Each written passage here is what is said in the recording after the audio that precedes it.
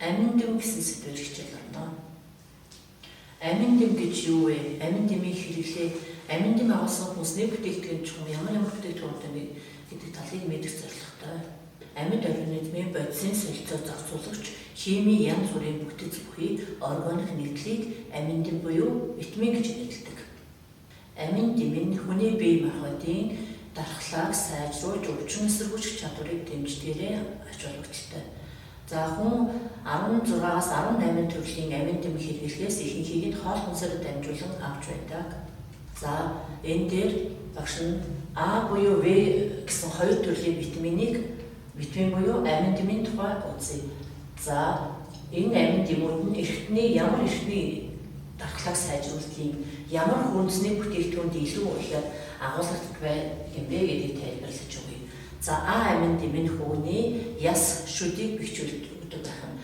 За үүнд ямааны сүв, бяцлаг, өндөг, загас, луун, хятад байцаа, улаан хоол, тарвас зэрэг бүтээгдэхүүнүүд ордог байх нь.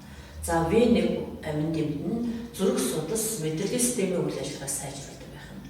За үүнд өвхөр, гахаа, дахианы мах, овёс, бор будаа, газрын самар, усан үзэм, жүрч их мэт хүнсний бүтээгдэхүүн.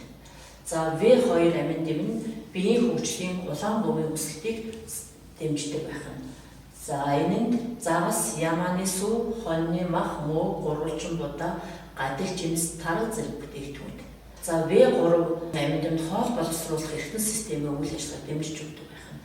За үүнд загас, үхрийн мах, хөх тариа, арвай, тоор, жимс, элдэн шиш, вандуй, төмөс зэрэг бүтээгдэхүүнд илүүгээр агуулдаг байх нь. В6 амин дэм нь дархлаа мэдрэлийн системийн үйл ажиллагааг сайжруулдаг байх нь. Үүнд ногоон, чинжүү, бор будаа, байцаа, хөх тариа, шар буурцэг, хуршиг, аннаас гэх мэт бүтээгдэхүүн. За В9 гэсэн амин дэм нь хүний уурга тархины үйл ажиллагааг дэмжиж өгдөг байх нь. Энэнд үхрийн нүд, буурцэг, өндөг, бяцлаг, хоньны мах, улаан манжин, гүзээцгэн зэрэг хүнсний бүтээгдэхүүн илүү ихээр агуулгаддаг байх нь. За 6 төрлийн хүнсний бүтээгдэхүүнд амин дэм ямар хэмжээнд агуулгадж байгааг авч үзье.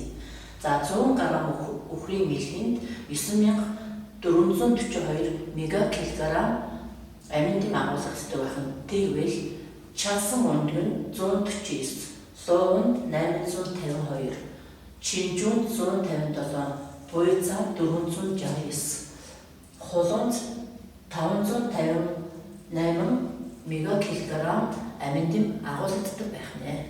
А амин дэм агуулсан энэ дээр байгаа бүтээгдэхүүнээс гадна манай Монгол орнд ургадаг халиар, хүмүүл, хаалгай, чацарган, нохоо, гушуу, жимс зэмсэг нь бас эмийн ургамлууд бас А амин дэм бас илүү ихээр агуулгаддаг байх нэ. За манай Монгол орн бол амин дэмээр одоо баялаг хүнсний бүтээгдэхүүнтэй орн юм аа.